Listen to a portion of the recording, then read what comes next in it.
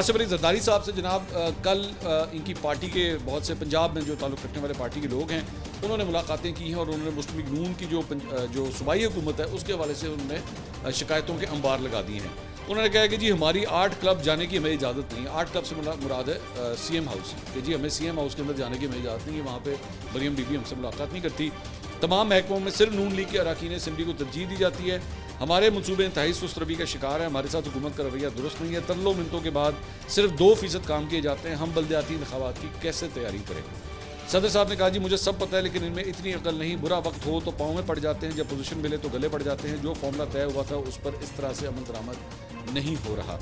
अच्छा, by the way इसमें एक और चीज़ भी ऐड कर दूँ कि ये जो समड़ियाल का इलेक्शन हुआ है इसके ऊपर पीपल्स पार्टी ने भी जो है वो धांधली के बड़े शदीद इल्ज़ाम लगाए हैं नून लीग के ऊपर। तो दो सियासी जमातें जो हैं वो दोनों ही धांधली के ऊपर जो है वो मुस्लिम नून के ऊपर इल्ज़ाम लगा रही हैं कि जी या तो जो वहाँ की इंतज़ामिया थी, लोकल इंतज़ामिया थी, उसका इस्तेमाल किया गया है या फिर टिका के धांधली की गई। तो पीपल्स पार्टी भी इसके अंदर जो है वो शामिल है।